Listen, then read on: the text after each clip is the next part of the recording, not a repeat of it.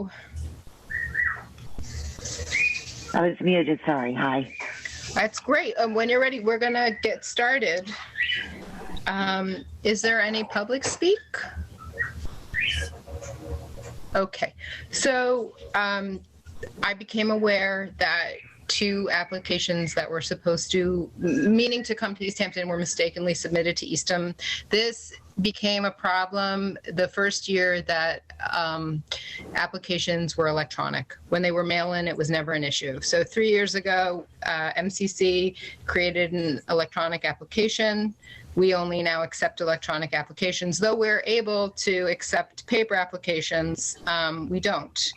And maybe we'll revisit that at some point down the road. But ever since the electronic application became the thing we use, Eastham is right on top of Easthampton in the list when you go down, and people just see East and they go click on it, and it goes to the wrong council. And at this point, you would think that maybe Eastham would let us know, or because there are clearly always applications that are meant for Easthampton. And MCC is very aware that this is now, a yearly issue. I thought that we had taken care of it. I spent a lot of time in the last year going through it with them, but apparently not much has changed. So here we are. And I appreciate you all coming. I think it's a nice thing to do. And we are able to choose to hold this meeting to review these applications. And I thank you for deciding to meet. I think it's the right thing to do. And I'm happy to look at these applications with you. So do we want to look at, let's look at Mill Pond Live first, okay? Hey, can I ask one quick question? Sure. We set aside money sort of for our own purposes, and that is and how much is that, and is that what we're discussing right now, how to reallocate No, that? That's not what we're discussing right now. That is, well, also we agreed to meet, we didn't agree that we were reallocating the funds. So I just want to make sure that there's, before we but we do have unallocated money if we want to, right? No, we don't actually, Peter. What we're deciding right now is if we're going to vote on these applications and if we're going to grant them any funds. Okay. That's what we're looking at. Well, I've looked at both applications, and they both fall into that little weird category. Both are repeat applicants who've gotten money, which we sort of wanted to stay away from. But also, both of them fit into the category of things that we wanted to support. It was the public art, it was performance, it was visual arts. So I think that it's worth, obviously, meriting conversations about where we can, pinch funds from other places, because I think Millside Live is sort of a no-brainer. They've got to get some sort of funding. They do such a tremendous job. They've got. I think you're confusing the issues. There's 2 issues here. There's one, like a general principle of, should we decide to reallocate funds because there were these improper submissions? I mean, I don't know how we want to refer to them. That's one thing. All right. So just in general about, do we want to do this? And then B, there's the second question of, on each of those applications, and if we decide to move forward with reallocating funds, how much they should get. So I think that we need to vote on one before we move forward on the second part. I think we need to decide if we want to fund the projects. I make a motion that we look to find funding for the 2 applicants. Yeah, seconds? I'll second that. Second. Okay, so now we have an agreement that we're going to look into funding potentially for these 2 organizations. Well, we have it forwarded and seconded. We have to have a vote on it. True. But I will say to you, there's a difference between an application that was not properly submitted, right? Obviously, but there's a history of failure within the system, not necessarily their skill set, right? And simple administration error that's happened several years in a row. So I think it's one thing to just be very dismissive and say, well, they administration error, their application was not in time, it's not applicable. I think in this case, time out. We've decided to convene to vote on these. That's what we've decided to do. We're convening. Here we are.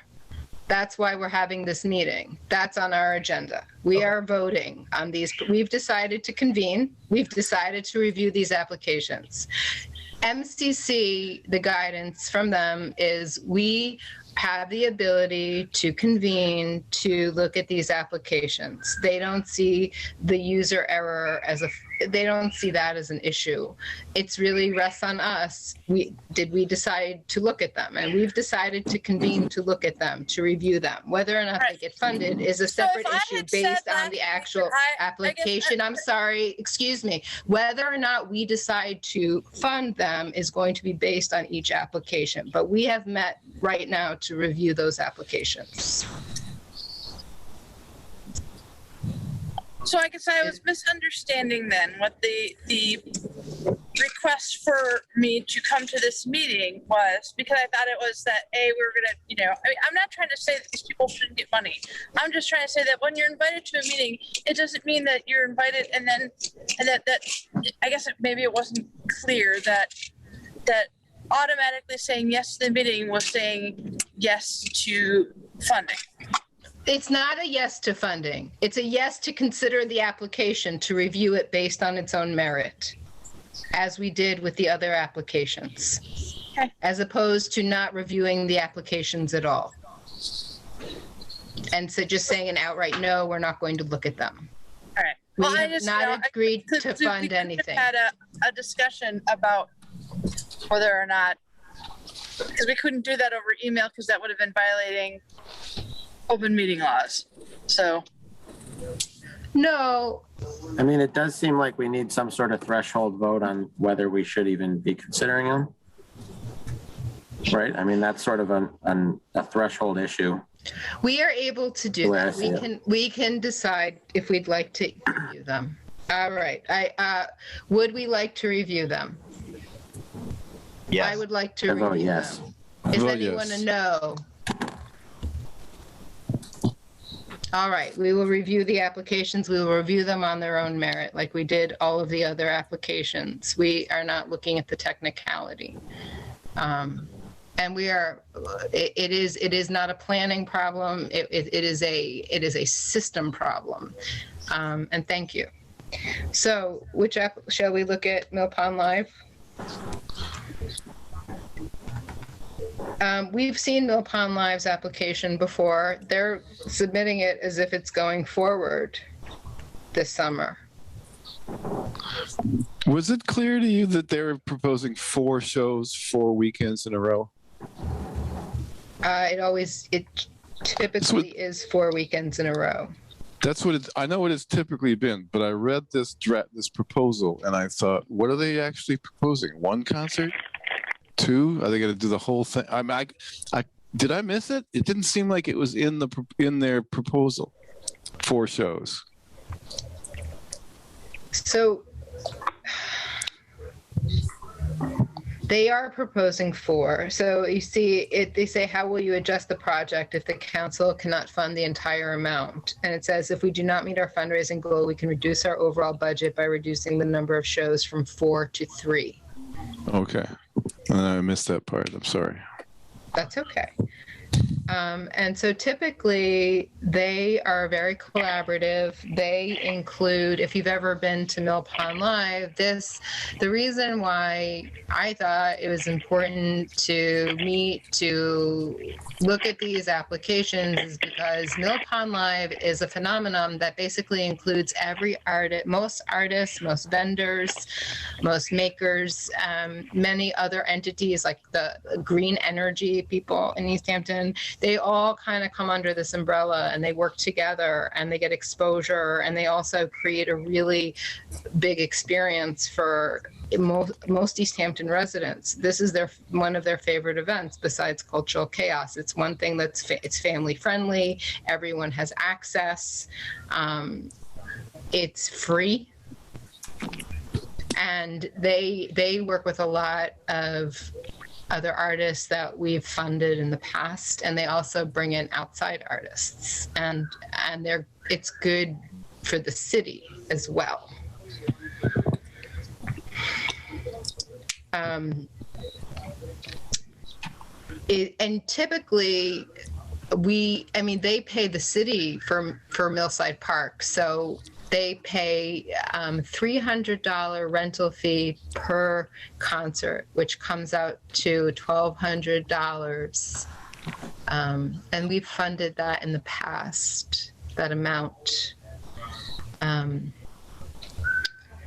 just a background as far as Millside Live is probably the most predominant series of events that happen in Easthampton, aside from, say, Arts in the Orchard. Arts in the Orchard at this point has become profitable. They have broken even. They've been basically spend the money that they get back into the organization. But Millside has been an ongoing losing proposition, a long-term investment for the future. So it's an organization that I've been a part of as far as selling wine at last year's event, paying a percentage of the fees, and it's still not enough to cover the expenses. They put together a big deal production that costs a lot of money and attract a lot of people. And Easthampton loses that would be a shame, because it's truly a marquee event in the city. I don't think that they would lose it. They're going to do it anyway. It always is such a great thing. They give us exposure too. They've offered us a table at their event. They're happy they put up our logo. They tell everyone about what we do, about grants. They've asked us if we'd like to put up a one sheet with, that explains what the Cultural Council is, talking about our granting program, and that we have a workshop every year for applications. They're very willing, and they want to spread the information, which for us is very valuable. It means that next year we get more grant applications because more people understand that they're able to apply. So how much are they asking for? I'm sorry, I'm driving right now, so I can't. That's okay. They're asking for $2,000. And that I would like to say one thing. When we had our voting meeting, we were scrambling to give the rest of the money to other projects, because typically we have never fully funded any grant program, and it says that in the application, to not expect full funding. And we did sort of set a precedent this year, because we, at the end of our voting, had this extra money, and we just kept having to put it into different programs. And do we really want to set a precedent for full funding, which we never would do ever? But this year we had a lower, like half the applications we had last year. And we had a bigger allocation from the state. So it seems that when we had our first voting meeting, we had to go out of our way to, sorry. Well, I was just gonna say, I know that we're trying to make this a quick meeting, and we're also trying to do our due diligence and stuff. So I would like to suggest that we look at if we're going to move forward with funding either one of these or both of these things, that we sort of maybe set since we haven't announced how much we're giving out yet, that we just do a general 10% reduction on everyone else's and see what that would give us. Okay, so I thought of that, and you can't see it because you're driving, so I put up a spreadsheet where we had the voted grant amount that we had initially voted on, plus the amount requested, and then I have a revised grant amount. And some of them I left alone because we didn't fund them fully, but some of them that we funded fully, I did kind of pull out 10% almost. It comes out to sort of like that. Based on what the project was and their budget. The only one I left alone was Tracy Eller, who asked for not enough money. She only asked for $1,000. We all know it costs her more than $1,000. So she's also public art that we want, and we want to keep that. So that's the only one I left fully funded. The other ones I took depending on what the program was, and I sort of moved around. Some of them are 10, some are 15, if you actually break it down. So how much and money are we looking at then? So we're looking at, we could give Laudable around 1,200 and Allison Murchie, if we give around 250 or 300, depending. Which is really what they're looking for, I believe. Yeah. I like both these programs a lot. I attended both of them. Yeah. So Can I say, in scale of proportion, their budget is something like $85,000. Yeah, but I'm not fighting on this. Tracy, it's great that you have things to say, but please stop interrupting people. I was talking. Okay. So my feeling is that it's not a lot of money, $1,200 for Millside, when, say, someone, I'm a cowboy singer, is going to get $600.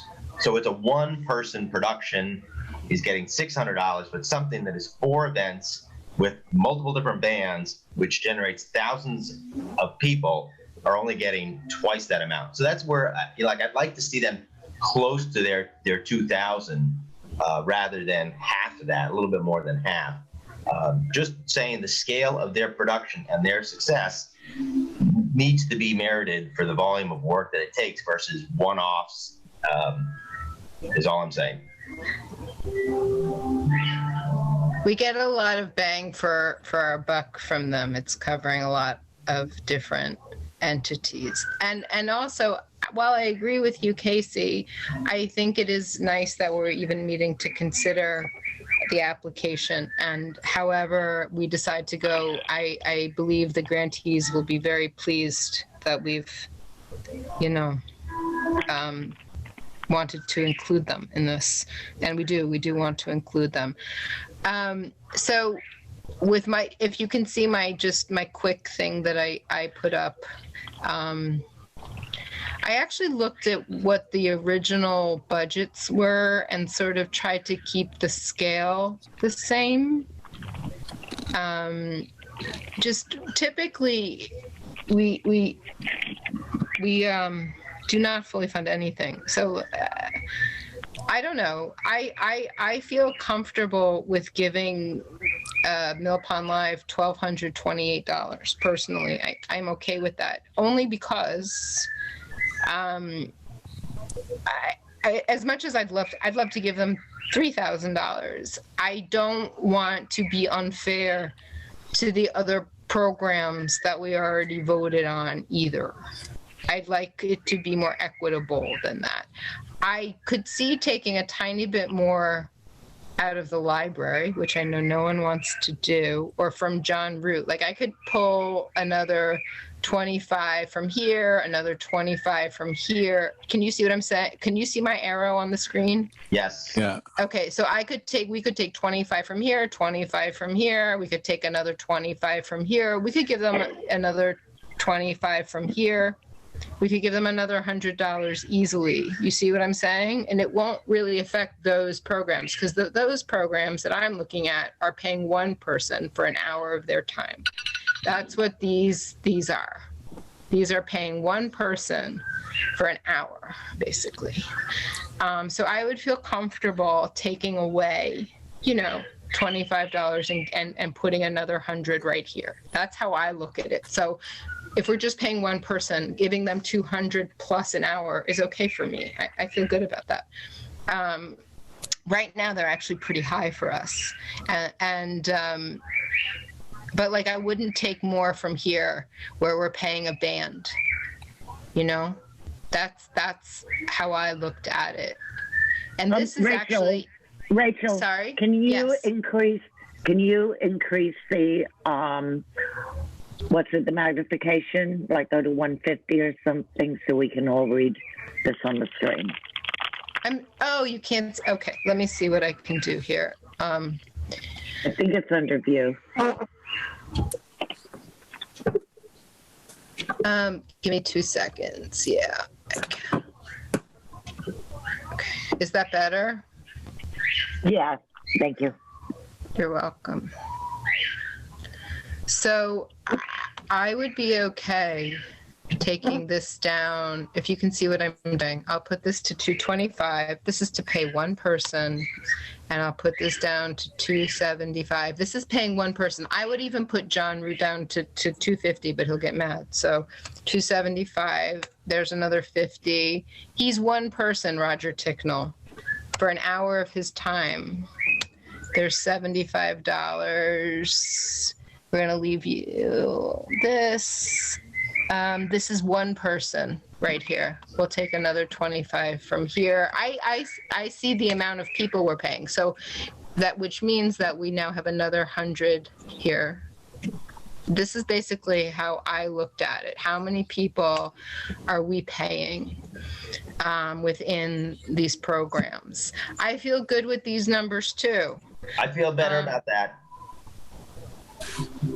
So, and maybe we're going to simultaneously look at Allison Murchie's application, because so here's the thing. I realize that a couple people here are new. So Allison Murchie does Unbuttoned. We're very familiar with these programs. And though we don't like to have so many repeat funders, we like to, if it's something that really is grounded and supports a lot of artists and venues in Easthampton, and it does. And Unbuttoned's programming supports many writers and gives them an environment that they don't have anywhere else, to discover each other's writing and also to share their own. And we don't have anything else like it. And another factor about that is it's pure Easthampton. That was a problem we had before, was that we didn't have Easthampton artists doing stuff in Easthampton. This is Easthampton artists, residents in Easthampton. It's true. And I'm open to hearing, obviously, what the rest of the group thinks. I'm just telling you where I'm coming from with this. And Allison, what she does is she pays her featured reader $50. And typically when the events are held in real life, she likes to have one a month, but in normal time, you get weather, you get other things, and so she usually ends up having 9 or 10 a year, as opposed to 12 a year. Some months get skipped. Now that they're virtual, they're actually happening every month. But if we're doing $50 a reader for Allison, we would be covering 5 readers with $250, which is significant because she's also got a grant from ECA for $300.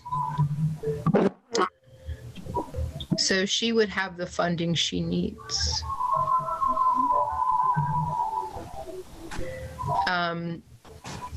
Does anyone have questions or have other input they'd like to add? So Rachel, I'm just noticing at the bottom of the spreadsheet where it says 12,400. Yes. Over to the left of that, it says 12,347. Okay, because do you remember we had leftover money and it was going to get put into another one of the slots? Okay.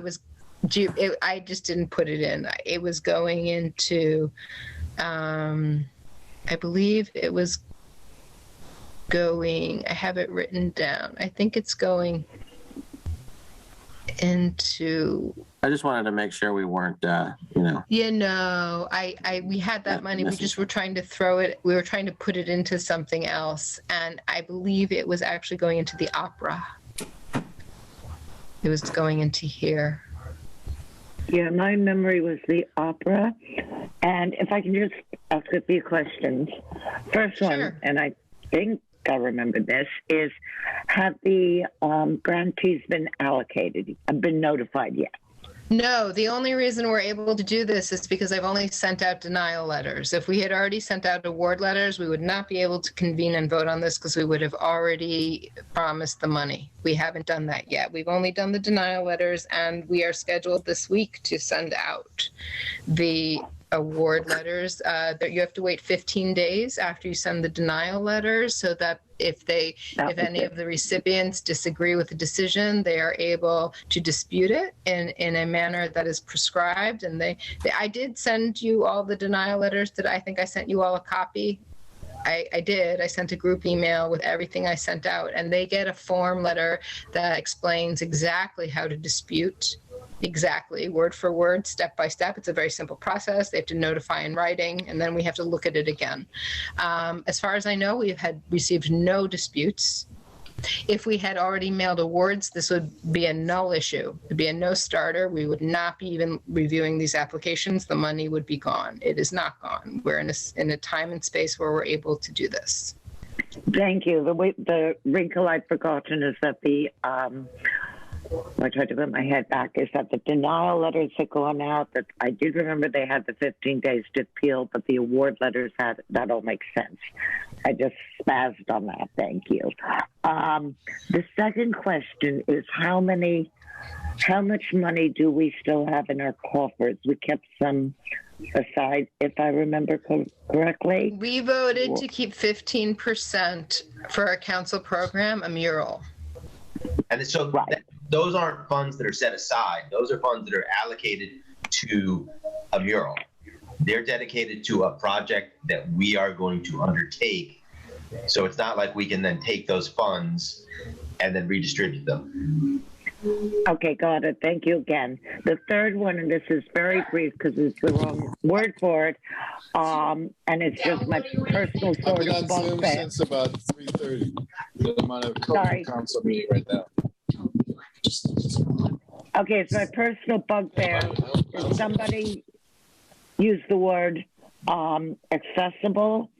And I would just like to throw the thought out there that if there is no transport within Easthampton, something is not accessible. It's not their fault. It's a structural problem within the city.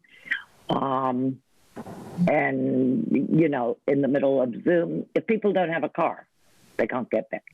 Very simple. That's not to us an inaccessibility issue. No, I know it isn't in that way. It's just something I wanted to throw out because in better times, it concerns me as a problem. It's not technically our problem, but I just kind of wanted to put it on people's radar. That's all. I don't know where you go with it, especially in the middle of a pandemic. Unfortunately, while it is true that not everyone is able to get everywhere, our definition of accessibility really falls within the parameters of the ADA. And that is not, unfortunately.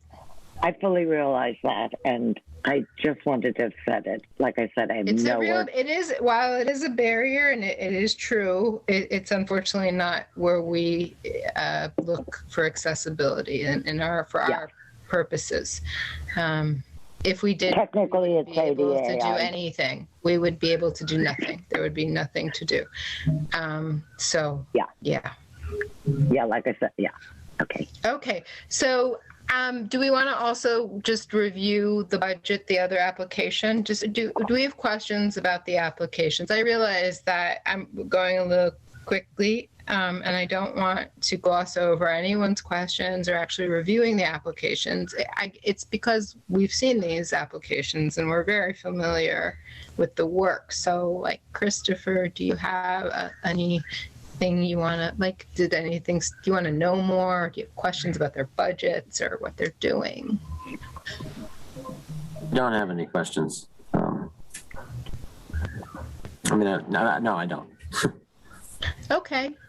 Or Louise, do you about the actual programs and the budgets they've put forward and how they interact with Easthampton and what their role is? And I'm good. I'm good. Okay. Because you're not required to say yes to these applications just because we know them. And if any, everyone is really welcome to say what they actually think. Yes? Do you have your hand up, Louise? No. Okay. Or did that, unless it didn't come down. Oh, that's from ages ago. Sorry. That's okay. There. Okay. I'm also not the best at Zoom, so okay. So Tracy's gone and Peter's gone and Sean's gone. So now there are 5 of us. We have a quorum, so we're still good. I would like to move that we vote I'd like to make a motion that we vote on changing the past allocated amounts to the current allocated amounts that you currently have on the working document. Do I have a second? Yep. Second. Sorry. Happy to second. All in favor? Aye. I'm in favor. Aye. Aye. Sounds like 5-0. Wonderful.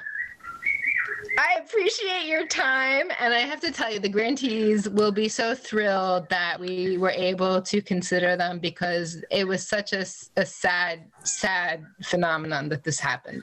How did you find out? Did they find out that they applied to the wrong places? Well, actually, yeah, they got rejection letters.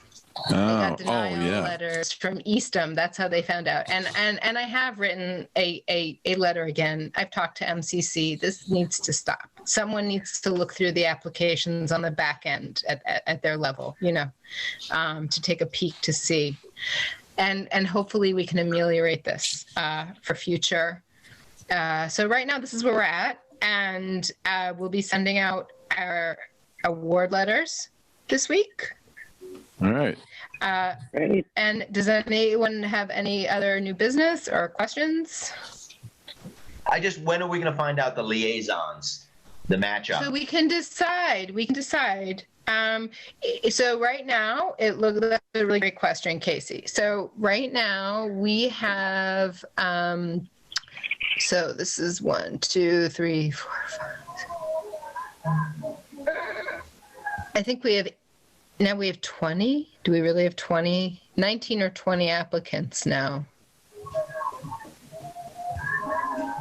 Yeah. The one thing I would say is that go on. I would like to work with Helena Sullivan, just because I have a history. Right. So what I will do, I'm going to insert a column that says liaison, and why don't you we'll each pick 4 that we'd like to be liaison to.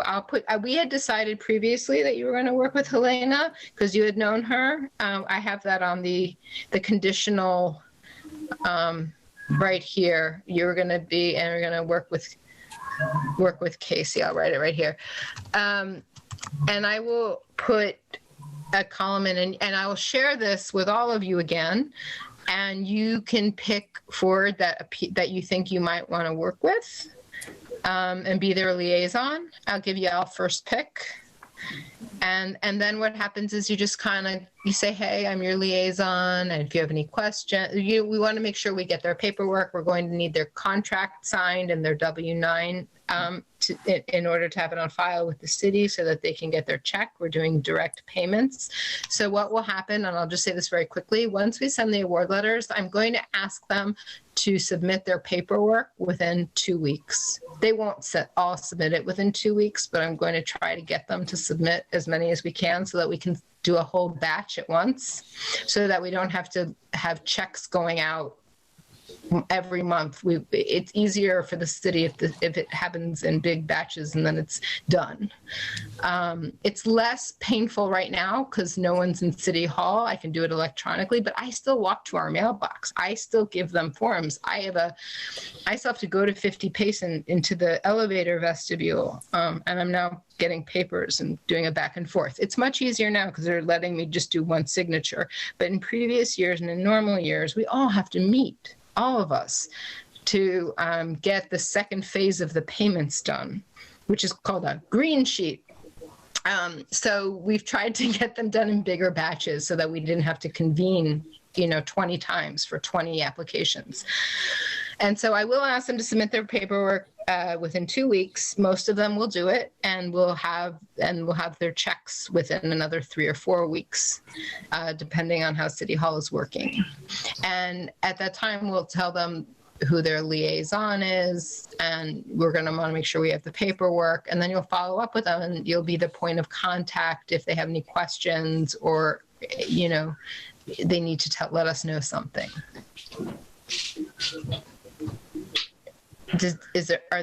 So I will share the sheet with everyone. There'll be a column that says liaison, and everyone can pick 4 that they think they want to work with. Does that sound good? Does anyone have any questions?